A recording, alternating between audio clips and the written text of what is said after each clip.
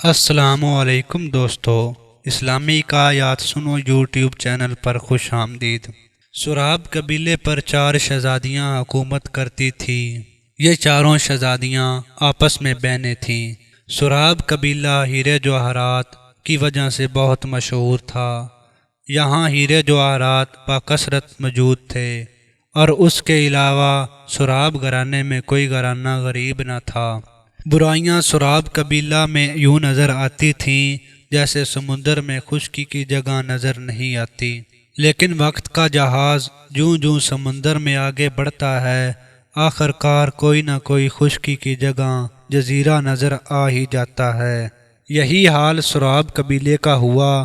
وہاں ایک ایسا شخص آ گیا جو عیاروں کا بادشاہ کہلاتا تھا، اور پھر سراب قبیلے میں چوریاں ہونے لگیں۔ ہیرے جواہرات اور دوسری قیمتی چیزیں یوں غائب ہونے لگیں جیسے گرم زمین میں نکالے گئے سوراخ سے پانی غائب ہوتا ہے۔ شہزادیاں اس انہونی آفت سے بخلا سی گئیں۔ انہوں نے پورے قبیلے میں اپنی سپاہی پھیلا دیے، لیکن ہیرے جواہرات کے غائب ہونے یعنی چوری ہونے میں کمی نہ آئی۔ عیاروں کا عیار اگرچہ قبیلے میں ہی موجود تھا، لیکن پھر بھی وہ سب کی نظروں سے اوجھل تھا۔ ہیرے جواہرات چوری ہوتے رہے اور قبیلے کا امن آہستہ آہستہ منتشر ہوتا چلا گیا۔ لیکن بڑوں نے کیا خوب کہا ہے کہ 100 دن چور کا اور 1 دن سپاہی کا۔ چنانچہ یہی ہوا، اور ایک دن عیاروں کے عیار کو گرفتار کر لیا گیا۔ وہ دبلا پتلا سا آدمی تھا۔ شہزادیوں کے پوچھنے پر اس نے اپنا نام امرو عیار بتایا۔ امرو عیار، تم نے پھلوں کو چرانے کے لیے خواہ مخواہ ہمارے اتنے خوبصورت باغ قبیلے کو تباہ کر دیا ہے۔ اگر تم ویسے آ کر ہم سے پھل مانگتے تو کیا ہم تمہیں نہ دیتے؟ مگر افسوس، تم نے لالچ میں آ کر اپنے پاؤں پر آپ کلہاڑی ماری ہے۔ اب شرافت سے ہمارے پھل ہیرے جواہرات واپس کر دو، ورنہ تمہارا اتنا بھیانک حشر کیا جائے گا کہ تمہاری روح صدیوں تک بلبلاتی رہے گی۔ ایک شہزادی نے کہا۔ امرو عیار نے کہا، مجھے 1 دن کی مہلت دی جائے، کل ہیرے جواہرات واپس دینے یا نہ دینے کا فیصلہ سنا دوں گا۔ شہزادیوں نے اسے 1 دن کے لیے قید خانے میں بند کر دیا۔ اگلے دن یہ خبر جنگل کی آگ کی طرح قبیلے میں پھیل گئی کہ قید خانے سے امرو عیار فرار ہو گیا ہے، اور وہاں ایک خط رکھ گیا ہے جس پر لکھا ہے، شہزادیوں، تم نے امرو عیار کو جو دھمکی دی تھی کہ تمہاری روح ہمارے خوف تشدد پر صدیوں تک بلبلاتی رہے گی، تو عرض ہے کہ اب امرو عیار تم سے اور تمہارے قبیلے والوں سے ایسا خوفناک انتقام لے گا کہ حقیقت میں تمہاری روحیں صدیوں تک کوستی رہیں گی۔ اگلے ہی دن قبیلے میں قتل ہونے شروع ہو گئے۔ ہر طرف خوف کے سائے منڈلا رہے تھے۔ چونکہ قبیلہ زیادہ بڑا نہ تھا، اس لیے لوگ آہستہ آہستہ قتل ہوتے چلے گئے، اور پھر ایک دن ایسا آیا کہ پورا قبیلہ ویران ہو چکا تھا۔ قبیلے میں قبریں ہی قبریں دکھائی دے رہی تھیں۔ ہنستا کھیلتا قبیلہ قبرستان میں تبدیل ہو چکا تھا۔ صرف شہزادیاں ہی بچی تھیں جو کہ یوں گم سم ہو گئی تھیں جیسے انہیں سانپ سونگھ گیا ہو۔ جب امرو عیار ان کے پاس آیا تو شہزادیوں کا جی چاہا کہ وہ اسی وقت اسے جان سے مار دیں، مگر وہ تو لڑنا تک نہیں جانتی تھی، اس لیے مجبوراً خاموش رہیں۔ شہزادیوں، دیکھا امرو عیار کا انتقام، تم نے صرف دھمکی دی تھی، جس کا نتیجہ یہ نکلا کہ پورا قبیلہ قبرستان میں تبدیل ہو گیا۔ تمہیں میں اس لیے زندہ چھوڑ کر جا رہا ہوں تاکہ تم یہ یاد کر کے پچھتاتی رہو کہ ہم نے امرو عیار کو دھمکی کیوں دی تھی۔ اس کے علاوہ میں شاہی خزانہ بھی ساتھ لیتا جا رہا ہوں تاکہ آئندہ سے کوئی سراب قبیلے کو امیر نہ کہے۔ یہ کہہ کر امرو عیار وہاں سے چلا گیا۔ شہزادیوں کے دلوں میں انتقام کی آگ نے جب طول پکڑا تو انہوں نے خود کو مٹا کر امرو عیار کو مٹانے کا فیصلہ کر لیا۔ چنانچہ چاروں ایک غار میں پہنچیں اور وہاں موجود مورتی کے سامنے ایک شیشے کی بوتل رکھ دی۔ جب انہوں نے منہ سے عجیب و غریب قسم کے لفظ نکالے تو شیشے کی بوتل میں اچانک دھواں بھر گیا۔ جب بوتل سے دھواں نکلا تو وہاں ایک چابی موجود تھی۔ اس چابی کی مدد سے وہ ایک تہہ خانے میں پہنچ گئیں جہاں لکڑی کا ایک تابوت پڑا ہوا تھا۔ انہوں نے جب تابوت کا تالا کھول کر اس کا ڈھکنا اٹھایا تو ایک بدبو سی چاروں طرف پھیل گئی۔ تابوت میں خوفناک شکل والا جادوگر موجود تھا، لیکن اس میں جان نہیں تھی۔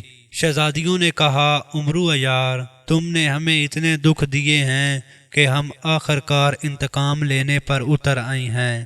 ہم تمہیں بد دعا دیتی ہیں، جب یہ جادوگر زندہ ہوگا، اگرچہ اس وقت ہم مر چکی ہوں گی، لیکن یہ جادوگر تم سے ہمارا انتقام لے گا، اتنا بھیانک انتقام کہ اسے لفظوں میں بیان نہیں کیا جا سکتا۔ یہ کہہ کر چاروں شہزادیوں نے اپنی اپنی گردنوں پر خنجر گھونپ دیے، اور پھر گردنوں سے خون نکل کر جب مردہ جادوگر کے جسم پر پڑا تو وہ زندہ ہو گیا۔ جب وہ تابوت سے باہر آیا تو شہزادیاں آخری سانس لے رہی تھیں۔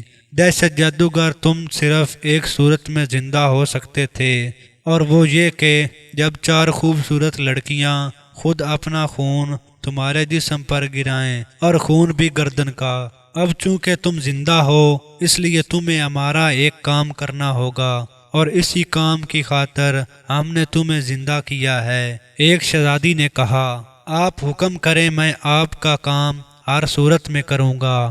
جادوگر نے زہریلے لہجے میں کہا۔ اس کا چہرہ اتنا خوفناک اور بھیانک تھا کہ دیکھنے سے ہی جسم پر کپ کپاہٹ طاری ہو جاتی تھی۔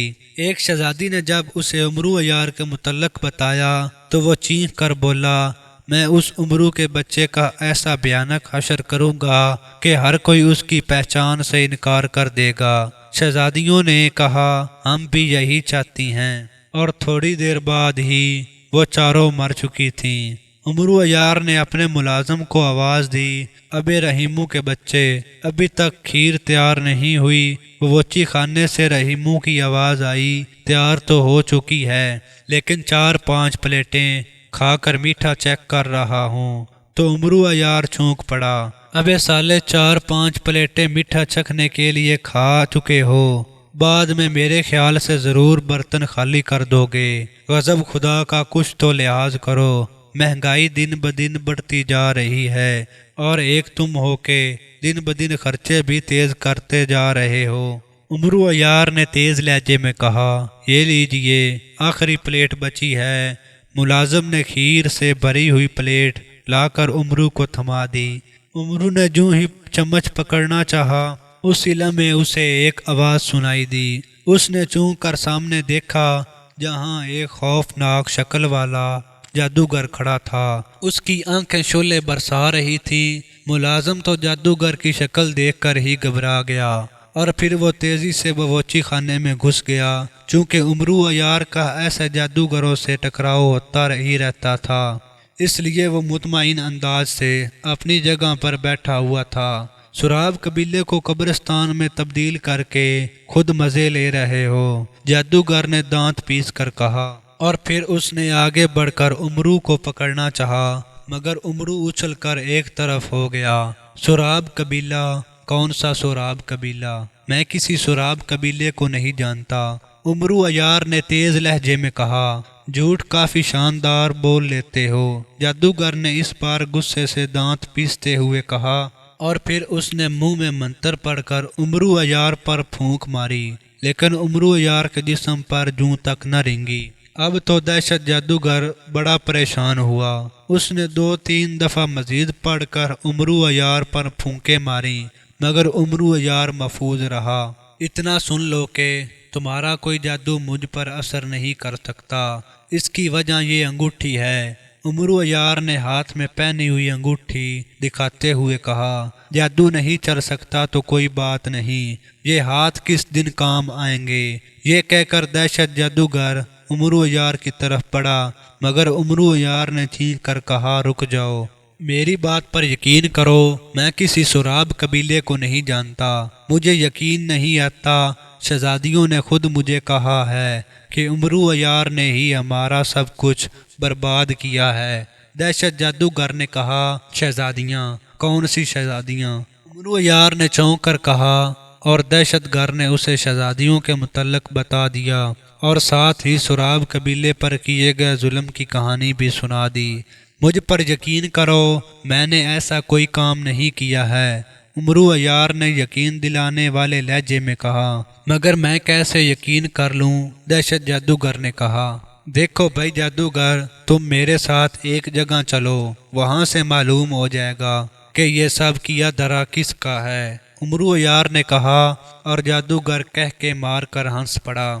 بہت خوب، تم مجھے وہاں لے جا کر پھنسوا دو اور پھر آرام سے مجھے ہلاک کر دو، مان لیا استاد تمہیں، دہشت جادوگر نے طنزیہ انداز میں ہنستے ہوئے کہا۔ ٹھیک ہے، اگر تمہیں مجھ پر یقین نہیں تو مجھے ہلاک کر کے دکھاؤ۔ عمرو عیار نے بھی اس بار تلخ لہجے میں کہا اور جادوگر نے اس پر چھلانگ لگا دی، مگر عمرو عیار یک لخت ایک طرف ہو گیا، جس سے دہشت جادوگر دیوار سے جا ٹکرایا اور اس کے منہ سے چیخ نکل گئی۔ دونوں کافی دیر تک آپس میں لڑتے رہے اور پھر عمرو عیار جادوگر پر بھاری ہونے لگا۔ آخر میں اس نے تلوار نکال کر جادوگر کی گردن پر رکھ دی۔ اب بولو، اگر میں چاہوں تو 1 منٹ میں تمہیں ہلاک کر دوں، مگر میں ایسا نہیں کروں گا، کیونکہ میں وہ عمرو عیار نہیں ہوں جس نے سراب قبیلے کو برباد کیا ہے۔ اگر اب بھی تمہیں میری بات پر یقین نہیں آتا تو یہ لو تلوار اور اڑا دو میری گردن۔ یہ کہہ کر عمرو عیار نے تلوار دہشت جادوگر کے ہاتھ میں پکڑا دی اور خود سیدھا کھڑا ہو گیا۔ دہشت جادوگر کبھی تلوار اور کبھی عمرو عیار کی طرف دیکھنے لگا۔ میں کہتا ہوں اڑا دو میری گردن، عمرو عیار نے تیز لہجے میں کہا۔ بس کرو عمرو عیار، مجھے تمہاری بات پر یقین آ گیا ہے، لیکن وہ کون ہے جس نے سراب قبیلے کو برباد کر کے رکھ دیا ہے؟ دہشت جادوگر نے کہا۔ اسی لیے تو میں کہتا ہوں کہ میرے ساتھ چلو، انشاءاللہ سب کچھ معلوم ہو جائے گا۔ وہ جنگل میں بنے ہوئے ایک جھونپڑے کے قریب پہنچ کر رک گئے۔ تم یہیں ٹھہرو، میں اکیلا اندر جاتا ہوں۔ یہ کہہ کر عمرو عیار جھونپڑے میں داخل ہو گیا۔ تقریباً 10 منٹ بعد اس کی واپسی ہوئی۔ کیا پتہ چل گیا؟ دہشت جادوگر نے اشتیاق بھرے لہجے میں پوچھا۔ ہاں، سب کچھ پتہ چل گیا ہے، یہ کام میرے ایک ہم شکل جادوگر کا ہے، عمرو عیار نے کہا۔ ہم شکل جادوگر کیا مطلب؟ دہشت جادوگر نے چونک کر پوچھا۔ مطلب یہ کہ افراسیاب کو تو تم جانتے ہی ہو۔ ہاں، اسے میں اچھی طرح سے جانتا ہوں، دہشت جادوگر نے کہا۔ افراسیاب ایک دن سیر کر رہا تھا تو اس کی نظر ایک جادوگر پر پڑی جس کا جسم تو ہو بہو مجھ سے مشابہ تھا، لیکن شکل تھوڑی سی مختلف تھی۔ افراسیاب نے اس جادوگر کو اغوا کیا اور پھر اسے مجھ جیسا بنا کر، یعنی جادو سے بحروب بھر کر سراب قبیلے میں بھیج دیا۔ اس سے ایک تو افراسیاب کو کافی مقدار میں دولت ملی اور دوسرا اس کا اصل مقصد تمہیں زندہ کروانا تھا۔ اسے یقین تھا کہ جب سراب قبیلہ قبرستان میں تبدیل ہو جائے گا تو شہزادیاں ضرور انتقام لینے کی خاطر اپنی قربانی دے دیں گی، اور اگر 4 جوان لڑکیوں کی اپنی مرضی شامل نہ ہوتی تو افراسیاب زبردستی 4 لڑکیاں پکڑ کر ان کا خون تم پر گرا کر تمہیں زندہ نہیں کروا سکتا تھا، کیونکہ وہ صرف اس وجہ سے مجبور تھا کہ کیونکہ تمہیں زندہ کرنے کے لیے کوئی سی 4 جوان لڑکیوں کی اپنی مرضی شامل ہونا ضروری تھی۔ اس کا مقصد یہ تھا کہ تم زندہ ہو کر مجھے یعنی عمرو عیار کو مار ڈالو، اور اس طرح اس کا سب سے بڑا دشمن ہمیشہ ہمیشہ کے لیے ختم ہو جائے گا۔ لیکن وہ اس بات سے بے خبر تھا کہ وہ دوبارہ زندہ ہونے سے تم میں سے 3/4 طاقتیں ہمیشہ کے لیے ختم ہو جائیں گی، اور اگر تم ان طاقتوں سے محروم نہ ہوتے تو لازماً مجھے مچھر کی طرح مسل کر رکھ دیتے۔ عمرو عیار یہاں تک کہہ کر خاموش ہو گیا۔ وہ واقعی افراسیاب شاید اس بات سے بے خبر تھا، ورنہ اگر اسے یہ بات معلوم ہو جاتی کہ دہشت جادوگر جو کہ اپنے زمانے میں انتہائی خوفناک اور طاقتور صلاحیتوں کا مالک تھا، جب وہ دوبارہ زندہ ہوگا تو 3/4 صلاحیتوں سے محروم ہو جائے گا، تو پھر لازماً وہ مجھے زندہ کروانے کے لیے اتنے پاپڑ نہ بیلتا، دہشت جادوگر نے سوچتے ہوئے کہا۔ اور پھر وہ مزید بولا، اب ہمیں کیا کرنا ہوگا؟ افراسیاب سے ٹکر لینا تو کم از کم میرے بس میں نہیں، تم صرف میرے پاس رہو۔ اگر میرے ہم شکل جادوگر نے یہ سب موت کے خوف سے کیا ہے تو صرف اس کی ٹانگیں ٹوٹے گی، اور اگر دولت کی لالچ میں کیا ہے تو اس کا انگ انگ موت کی خواہش کرے گا۔ یہ کہہ کر عمرو عیار نے زنبیل کے جن کو آواز دی۔ حکم میرے آقا، زنبیل کے جن نے حاضر ہو کر کہا۔ طلسم و شربا کے نزدیک پہنچ کر انہوں نے ٹرے گیٹ پر کھڑے جن کو جو کہ پہرا دے رہے تھے چکما دیا اور اندر داخل ہو گئے۔ افراسیاب کے مال کے قریب پہنچ کر وہ رک گئے۔ دیکھو تم یہیں کھڑے رہو، یہ جگہ قدرے سنسان ہے، میں اس ظالم کو پکڑ کر لاتا ہوں۔ یہ کہہ کر عمرو عیار نے ایک کنیز کے جیسا میک اپ کیا اور پھر زنبیل سے کپڑے پہن کر وہ محل میں داخل ہو گیا۔ محل میں پہنچ کر وہ اپنے ہم شکل جادوگر کو تلاش کرنے لگا اور ایک کمرے میں اسے وہ بیٹھا نظر آ ہی گیا۔ عمرو عیار جب کمرے میں داخل ہوا تو وہ چونک کر اسے دیکھنے لگا اور پھر اس کے چہرے پر مسکراہٹ پھیل گئی۔ اس کا جسم تو کافی حد تک عمرو سے ملتا جلتا تھا لیکن شکل تھوڑی سی مختلف تھی۔ لگتا ہے تم اس محل میں نئی آئی ہو، اس نے مسکرا کر کہا۔ ہاں آقا، ویسے آپ کا نام کیا ہے؟ میرا نام برگر جادوگر ہے، اور تمہارا؟ میرا نام چمیلی ہے۔ اگر آپ برا نہ منائیں تو ایک بات کہوں؟ ہاں ہاں کہو۔ بھلا میں کیوں برا مناؤں گا؟ بات یہ ہے کہ میں آپ سے ایک بات کرنا چاہتی ہوں اور وہ بات میں یہاں نہیں کر سکتی، کیونکہ اگر میں نے یہاں کی تو افراسیاب سن لے گا اور پھر ہو سکتا ہے کہ وہ مجھے جیل میں بند کر دے۔ کیا آپ میرے ساتھ محل کے پیچھے باغ میں چل سکتے ہیں؟ وہاں بیٹھ کر دل کی باتیں کریں گے، عمرو عیار نے زنانہ آواز میں کہا، اور برگر جادوگر کی آنکھیں چمک اٹھیں۔ چلو چلو، میں ابھی تمہارے ساتھ چلتا ہوں۔ یہ کہہ کر وہ عمرو کے ساتھ چل پڑا۔ باغ میں پہنچ کر عمرو نے اسے مکوں اور لاتوں پر رکھ لیا۔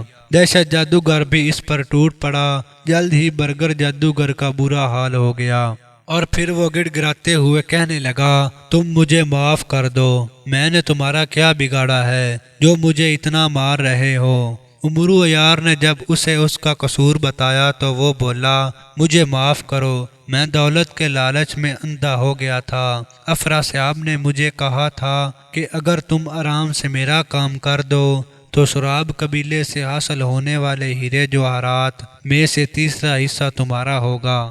اگر تم نے یہ کام نہ کیا تو میں تمہیں بھیانک موت ماروں گا۔ میں نے سوچا کہ اگر انکار کیا تو بھیانک موت حصے میں آئے گی، اور اگر اقرار کیا تو ہیرے جواہرات ملیں گے۔